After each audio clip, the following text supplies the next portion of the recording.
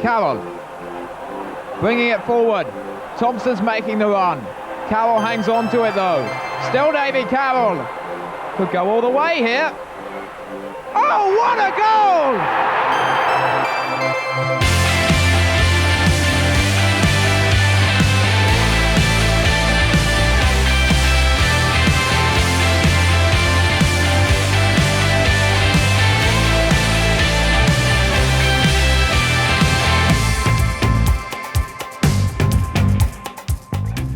Hello and welcome to this week's episode of Ringing the Blues, the official Wycombe Wanderers podcast in partnership with Virgin Media. On the show this week, we have all the action and reaction from the game against Lincoln City. We hear from Mike Dodds and Cameron Humphreys. Plus, Wycombe Wanderers fan Sara Rose joins us for Till Death Us Do Part.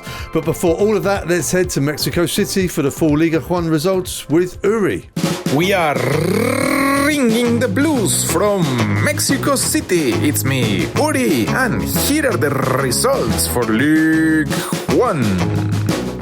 Leyton Orient 1, Stevenage 0, Charlton Athletic 4, Huddersfield Town 0, Stockport County 2, Burton Albion 1, Birmingham City 4, Shrewsbury Town 1, Blackpool 2, Bolton Wanderers 1, Bristol Rovers 1, Mansfield Town 2, Cambridge United 1, Northampton Town 1, Exeter City 0, Wrexham 2, Reading 3, Peterborough United 1, Rotherham United 0, Crawley Town 4, Wigan Athletic 1, Barnsley 1, Wycombe Wanderers 1, Lincoln City 0. Chairboys Spanish this week, third in the league table with a game in hand. How do we say third in Spanish? Tercero, from the Latin terciarius. League table, la tabla de la liga. O tabla de posiciones, positions table. And game in hand. How do we say game? Juego, hand, mano. A game in hand, un juego en la mano. So, third in the league table with a game in hand. Terceros en la tabla de posiciones con un juego en la mano. Un juego aún por jugar. Come on, Chairboys. That's it for this week and back to England with mi amigo Filiberto Cachapollos. Adios. Cheers, Uri. Right then, Lincoln City came down to Adams Park on Saturday. Here's what happened. Brian Jeeves joined us on commentary. Into the box. Headed clear by O'Connor. Leahy takes it on the bounce and then Deriqua stops the cross, but Reach gets it in, goes across the face of goal, hits the bar, and then is it poke time? It isn't. Taylor can't force it over the line. It's great defensive work by Joffon Makama. Now Joe Lowe on the wing, lovely little drop of the shoulder and move. We can keep possession now. Humphreys, centrally placed, swings it into the box, looking for Kone, headed clear by Hamer. Leahy jumps well. Bradley nods it down. Low on the spin. Great turn into the chest of Hackett. It's a great block from Hackett there. Brilliant block. To keep his arms behind him and get his body there. I was waiting for the net to bulge. I think the two defenders have done remarkably well there, just to stop him getting on the end of it. But encouraging from Wycombe. It's really good stuff from the Chairboys there, and quick clears. Little fake by Ring, and then a little pass back to him now, and Ring's running forwards. He's onto the edge of the area now. Ring's through on goal, beaten away by Norris from the shot. Good keeping by Will Norris, and now Simons picks up the ball and is fouled. That's got to be a yellow Bayliss, card. and it will be a yellow for Tom Bayliss. He gives it to Reach. Reach back heel now to Leahy. Nice touch. Leahy through the middle for Humphreys. Humphreys and Rowan. Oh, and Humphreys taken away from his saw and goal. Round the keeper. This is it, surely. He's there. Cameron Humphreys opens the scoring for Wycombe Wanderers. The calmest man in the building. The mistake came on the edge of the area. There was still plenty to do. He rounded Wickens calmly, let the defender slide in and rolled it home in front of the jubilant fans on the terrace. Wycombe 1, Lincoln 0. Cool as a cucumber. when he got clear, it was him and the goalkeeper. The goalkeeper stood up as long as he possibly could. Cam Humphreys has just dropped his shoulder, dribbled around him. The defender got back on the line, and he's just knocked it into the back of the net. As calm as you like. Wycombe 1, Lincoln 0. He loves the goal in front of the terrace, Cameron Humphreys. And exactly the sort of ice in the veins approach is what you need in that situation, and Cameron Humphreys there, spot on. And he's as soon as he's won the ball off the defender, goalkeeper's got to him really, really quickly, and the defender has made up some ground as well. That is just such an ice-cool finish. Mike, a big 3 points today in front of the home fans. Back-to-back wins, which is going to be really, really important. Hopefully, we'll have the kind of same mentality and mindset for Tuesday, and hopefully have a positive Tuesday evening as well. But I think the group had just mentioned that's the first back-to-back wins in the league since November. So I think that's something that is, I wouldn't say it's been a weight on their shoulders, but I think it's been there. You know what I mean? I think they've recognised, even before I came into the football club, that some of the results have been a little bit clunky. That's something that I wanted to address, and unfortunately I haven't been able to do it up to this point. And look, have the last 2 games been free-flowing, sexy football? Of course they haven't. I'm not naive to that bit. But what it will read come on May the 4th, it will read a big green and a W next to it, and it'll be 3 points. And if we can keep racking up 3 points, we'll achieve what we've set out to try and do come the start of May. And Lincoln, tricky customers today, made it awkward. Yeah, and I think there's for people that don't watch the games and don't watch the league, that you play against Rotherham, and they are where they are in the league, so they must not be very good, and they're really, really difficult to play against because, like I said on Tuesday evening, last Tuesday evening, they flood your back line. They play really, really direct. Lincoln, a really, really difficult team to play against. They're very, very similar type of style. Hence the reason why the shape kind of stayed similar to what we did in the last game. So we've got to be respectful of those threats. I said to the lads at half time, it wasn't a tactical issue. It wasn't a tactical problem in the game. The issue for me in the first half, we just have to play with a lot more tempo. We've got to move the ball quicker. We've got to take the handbrake off a little bit. And they did that second half. And obviously Cam gets the goal. Again, it's not vintage, but he gets his reward for working really hard and pressing their play, which we wanted to work on over the international break, getting up the pitch a little bit more and being a little bit more aggressive on the first phase. And he gets his reward for that. But I thought it was and I've used this phrase a lot, I think it was a very professional performance. Was it sexy football? It definitely wasn't sexy football, but it was a really, really professional performance. It's another clean sheet, and it's another 3 points on the board. Talking about the goal, Wycombe forced the defensive error, and when it came, there was still a lot of work to be done from Cameron Humphreys. A cool head there in a situation in front of the terrace. Yeah, he's a really good player, Cam. He's a great kid to work with. He listens. He's very diligent with all his work. He wants to get better, and he gets his reward for working really, really hard. Again, it's one of those games where teams now are being really respectful of Wycombe Wanderers. It's not, and I mean this respectfully to what's happened previously, in the past where it's kind of little old Wycombe. I think teams now are being hugely, hugely respectful to just how good this group of players is, and they're being really respectful in terms of what the football club's trying to do and move forward. So it's not going to be an end-to-end game. I felt first half in particular, sometimes you got to give them credit. They just blocked up the pitch and made it really, really difficult for us. That being said, I said to players, we've got to look at us and we've got to focus on us, and we have to play with more tempo and a little bit more purpose. And I just said to them at the end there, I feel like we've got to shift the mindset a little bit. I felt it a little bit in terms of the crowd. I felt it a little bit from the players in terms of we feel like we've got something to lose, and I understand that. I want to shift the mindset and say, look, we've got everything to gain. We've got everything to gain here. We've got an opportunity to be in the history books for years and years in terms of getting this club to the Championship, and we've got the right mentality, we've got the right squad, we've got the belief in the dressing room. I just feel like as a group, and it's my responsibility, is we've got to take the handbrake off just a little bit, and we've got to shift our mindset from we've got everything to gain here. we've got everything to gain. Well, back-to-back wins and another home game on Tuesday against the team down the wrong end of the table is another great opportunity for the Chairboys. Yeah, definitely. And listen, I don't look at the table because what they've got a new manager, so the players will,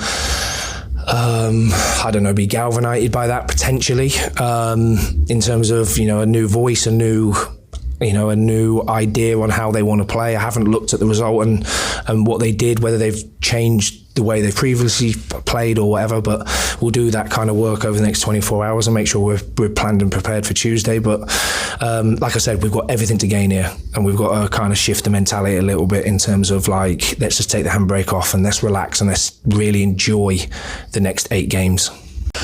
Cameron, a tie game, but your goal was the difference. Congratulations. How did that feel when it hit the back of the net? Yeah, really nice. Like you said, a tough game. Lincoln come here, they're not easy to play against. And we said that at half time. There was a bit of disappointment because we knew we could play better, but equally we knew that we'd get chances. So it was about keeping it tight at the back and then taking it when it came. The mental side to the game at this stage of the season, like you say, at half time, thinking, right, where can we be better? But it's about keeping your head, and you certainly did that with your goal. Yeah, definitely. I think that's what a few of the seniors were saying as well, that look, there's another whole 45 minutes. We're going to get chances, and it's just about taking them, being calm in that moment. Yes, it's getting towards the end of the season, but it's really nice because we're fighting for something, and we're doing that together. So more days like today, more wins like today will hopefully come. But like you say, they're not going to come easy.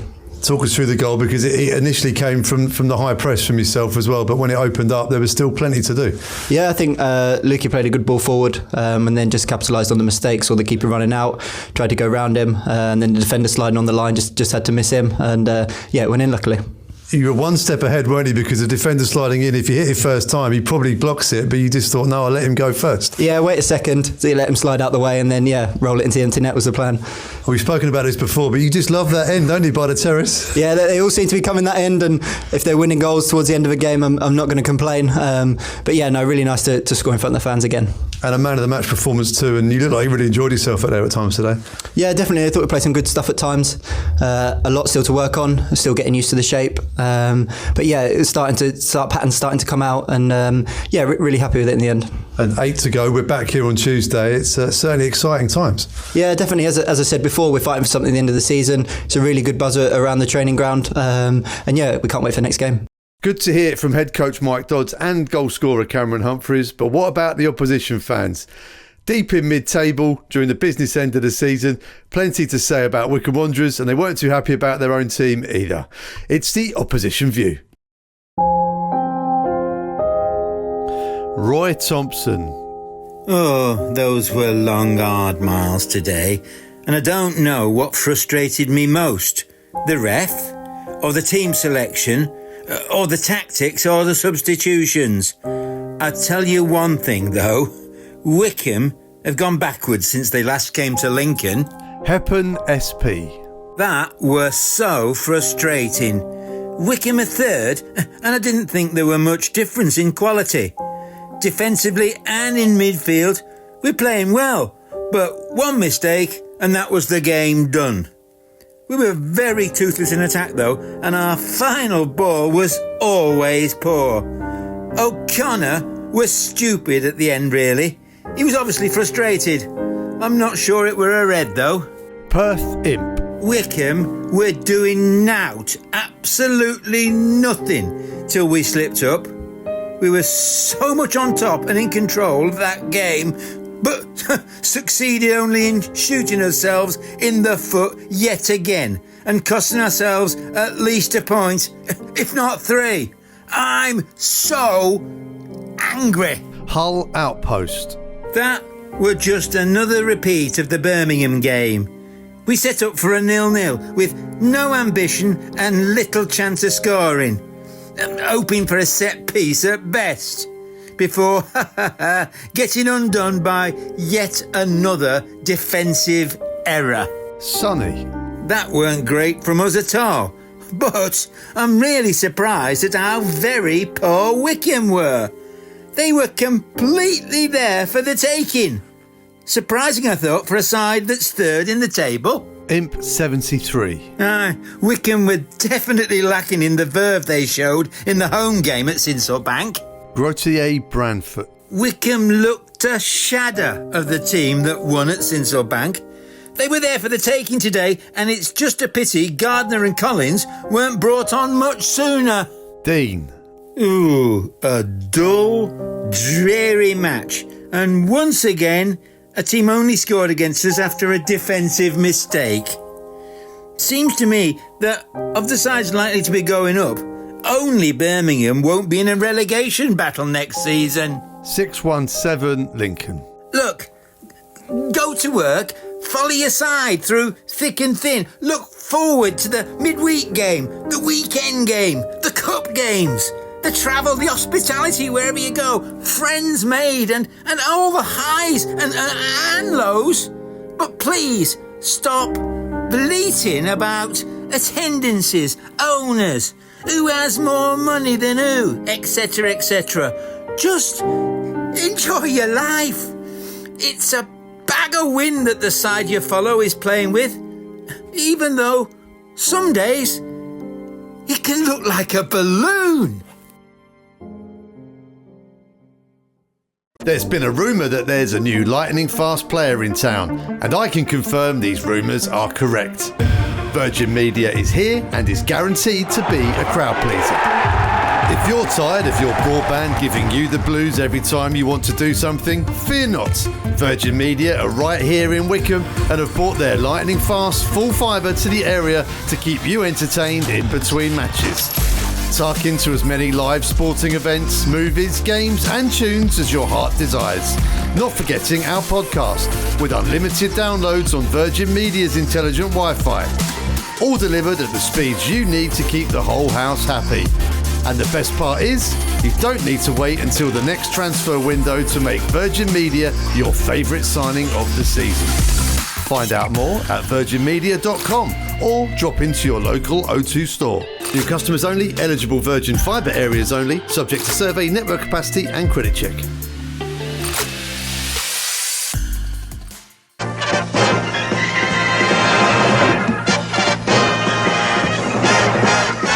Supporting a football club is like a marriage. Your club is there for life through the good times and the bad. We asked Chairboys fans for their most cherished old memory, their current favourite player, the best borrowed player we've ever had, and for something blue, we talk club merchandise. So, joining us this week, Wycombe Wanderers fan Sara Rose. Sara, we're doing this a bit, we normally do this on Zoom, but actually we're stood in the tunnel room where all the interviews happen after matches. That must feel quite special. It is quite special. I actually had to walk through quite a lot of tunnels and corridors to get here. Parts of the stadium I didn't even know existed, but quite exciting to be in this particular room. And to give us a bit of context, we're recording this before the Players Sponsors Evening. That's why you're here tonight at Adams Park on a Thursday, which is always a great night in the year, isn't it? It is, yeah. We've been coming for, I think this is our 11th. So we've been season ticket holders for 12 years, and then we, after a season, decided to sponsor a player. So we had Aaron Pierre for 3 years, Nick Freeman for 6, then Chris Friona only for 1, and now we've got Dan Udo. So we really enjoy doing that as a family. Helps the boys to get to know the players and the team, just feel a bit more involved with everything. We've always found it a good thing to do. Fantastic. So you said about 12 years. So where did the Wycombe Wanderers story begin? How did you get involved with the club? Our eldest son, who's now 22, when he started school, he went to the after-school club. And at the end of every term, you get one adult and one child free ticket. So we started coming just when we got the free tickets and gradually got more and more hooked. And when our youngest son was old enough to come regularly, we got our season tickets then, and we've been coming ever since. And where do you sit at Adams Park? Block D of the family stand in the middle. Get quite a good view from there. So, yeah. And we've got to know all the people around us who've actually been there, most of them way longer than we have. So, we've seen like their kids grow up, get married, and, we've got some good friends in that part of the stand now too. So. And also the last 10 or 12 years, nothing's really happened in the club's history in that period of time, has it? Well, we have been to Wembley 3 times and lost, so hopefully. But we did go to Wembley once and watch it on the telly, and we won. So, yes, quite a lot of excitement. Not very many changes of manager. We've kept the same ones for most of the time we've been here. So that's been pretty constant. But yeah, plenty of excitement, definitely. No, we really enjoy it. We don't get to that many away matches because boys play football Saturday mornings. But I have the occasional Tuesday night adventure on my own. So yeah. Right, let's get stuck into the questions then. Something old. Your favourite ever Wycombe Wanderers memory, what's it to be? Well, I know this has been said before, but it's definitely Torquay. It was special because it was my first away match. And we took our eldest son when he was 11. He'd wanted to go to an away match for ages and ages. So we booked it up, got relatives down in that part of the world. We said, end of the season, we'll book it and go down, without having any idea what the significance of that match was going to be. And I just remember that week so clearly. We lost to Bristol Rovers and it was raining and it was awful. We were stuck in the car park. I was crying and there was a minibus full of Bristol Rovers fans near us being really happy, and that was awful. And the following week, I just wore my scarf all week, and on the Monday, I didn't want to talk to anyone on the school run because I thought I'd cry. So it was just a grim week. And I said to Joe, do you actually want to go? Because I thought it was going to be a fighting it out for who was bottom and who was second bottom, and it would be really depressing and a really bad atmosphere. And he said, no, we're going. So we went, and well, the rest is history, but it was an amazing day. And just waiting for the match to start, the sun came out and you started to think perhaps something could go right. And then, of course, it did. So, yeah, I didn't sleep a wink that night. But, yeah, great memory. Torquay United will be playing conference football next season, but will they be playing against Wycombe Wanderers? They have to win today and also hope results go their way. But a chance to get in behind here. Still the opportunity and a goal!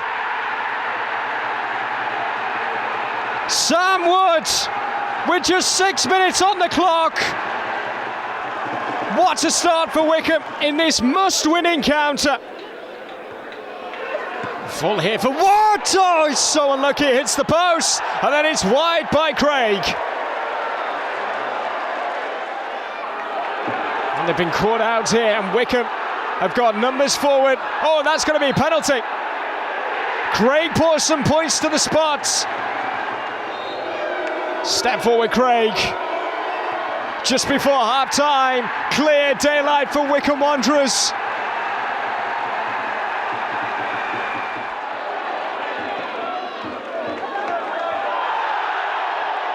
It's going to be a free kick.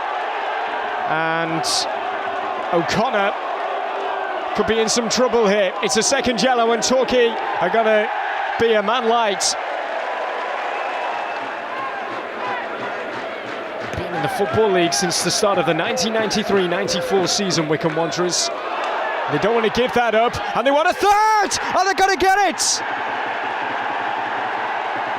McClure with a beautiful lob over the goalkeeper. Well, those Wycombe supporters are celebrating because they know it's all over at the Memorial Ground. Bristol Rovers have been beaten, Wycombe victorious. They are staying up. And look what it means to Gareth Ainsworth. It is all over here, and the celebrations can start for Wycombe Wanderers. They will stay in the Football League. So many things had to go right. It almost felt like, I know you have faith as well, and football's part of that, but it did feel like that sort of spiritual day, didn't it? Well, yes, and they had the guys with the believe signs, and yes, I'm not sure I prayed for the results, but I was very thankful for it when it happened. Weren't we all? And what a day as well, because it was obviously the whole day of it as well, but that really sort of sparked, that was the catalyst of everything that's happened since then as well. Yeah. Without that day, none of what's happened since then would have been possible. No, and we ended up at Wembley just a year later. And, you know, being able to take the kids to Wembley to watch Wycombe, even though the result was not what we wanted, it was, quite an amazing experience for them, because they were still quite young at the time. So, yeah. Fantastic. A great day in the club's history. On to current day now, and this will be a tough question for you. Your favourite player in the current squad, something new, who is it? Can I have two? Yes. Okay. Well, obviously we got to say Dan Udo because we now sponsor him and we're getting to know him and seeing what a good player he is. And I think there's more to come from him. So we're looking forward to seeing that. But can I also say Gareth McCleary, because I think he is still amazing, and the work he puts in to keep fit and still be playing at this level, and he is still so skillful. And I've a number of times, even watching higher level football, like even watching England play, sometimes I've looked at something happen and I think Gareth McCleary would have got round him. And I just think he's still a super player, really skillful and great to watch. You've mentioned as well your children and football, and that helped you get into Wycombe Wanderers, but having people like Gareth McCleary, Dan Udo and the rest of the guys as well as role models. Gareth Southgate spoke about that this week, about having role models in society, especially for young boys. And for football and Wycombe Wanderers, we do that fantastically, I think, and people like Gareth are key to that. They are really, like, one of the reasons that we do the sponsorship is for our kids to get to know some of the players, and they really have become role models for them. I mean, can I mention Jason McCarthy? He's still in touch with my older son Joe, and he's a great encouragement to him in many, many ways. And you build those relationships that last. And we still keep in touch with Nick Freeman and meet up with him. And it's friendships that you make that sometimes can carry on into the future. But certainly role models for your boys. I mean, they're both involved in football and enjoy chatting to the players and getting inspiration from them in many different ways. People often say football clubs are like a family, but I think what you're saying, it really is at Wycombe Wanderers, isn't it? Yeah, it definitely feels like that. I mean, both, among the players and the different people that you get to know around the club, people in, the staff and the people that we sit with week after week, and just the experience of going on the away supporters bus as well. Just things like that just make it feel like you're really part of something that's friendly and welcoming. Right then, on to something borrowed. Tough question again as well. Favourite ever loanee or player that you wish we signed but never did? Well, I'm only really thinking about this season to answer that question, because we've had so many good ones just in this one season. So I wish we'd been able to keep hold of Aaron Morley. He's still scoring goals elsewhere now, which is really sad. But I also really like Cameron Humphreys, and I hope that we can maybe keep hold of him, partly because he's really, really good, but also when the photo comes up when he scores a goal, he actually looks like one of my children. And yes, he's incredibly like you, and other people have noticed that as well. So yes, just hope that he gets a chance to stay here next season, and if he does, that he takes it. And we always say this on this feature, never fall in love with a loanee, but they make it difficult, don't they? They do, yes, they do. We're always upset. Well, I hate the transfer window. I just hate it, especially the January one, because you just kind of got used to it. You're in your stride, and then somebody that you really like goes away. No, I really don't like the transfer window. Fair enough. Right, on to something blue, and you've bought props here, which I'm very pleased about. Yes. Your idea for some merchandise for the club shop, where are we missing out on? But I've got a couple of ideas, actually. One that I've thought of suggesting for years, and this is that, I don't know whether you can even see it. Let's hold this up to the camera. I've got this nice sparkly England top, and I think it would be nice to have the equivalent of that for Wycombe. A sparkly swan. With a bit of sparkle on it, because a lot of the tops that we have are quite boring. The neck comes right up to here and it's kind of not very flattering. So I think something like that. The other thing I'd really like, which would be a bit easier to do, and I think would be quite popular, is one of those reusable shopping bags that sort of folds into itself, that you can just carry around with you, put it in your pocket, do your shopping, and showing Wycombe around the shopping centre. I think that'd be quite good. A walking advert around the aisles of a supermarket. Yeah. One of my children suggested a deck chair, but that would be a bit hard, wouldn't it? But, something like that to put up on the beach. We got the beach towel. We have actually got quite a lot of stuff. Usually I walk into the shop just as something has appeared. The gonks were great. I just happened to walk into the shop the day they appeared, and I bought 3 of them. And then a couple of days later bumped into somebody who said he tried to get some and they had all gone. So I just kept really quiet. But they were Christmas presents for the 3 men in my house. So. Well, Sarah, this has been fantastic. I look forward to some sparkle being added around Adams Park now as a result of your suggestions. I hope so. Yeah. Sparkling on the pitch and the fans sparkling in the family stand. Perfect. Yes, wonderful. We'll be showing those off at Wembley one day, hopefully. Well, hopefully we won't need to go to Wembley, but... Absolutely. Yeah. We'll let you go and sit now with your sponsor. You can have dinner with Dan Udo now. What a lovely night. Yes, we'll have a good time. It's always a good evening.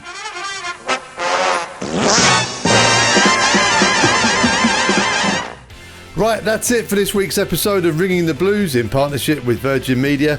We'll be back next week with news of our trip to Reading in League One. In the meantime, keep the faith, believe, and come on you Blues.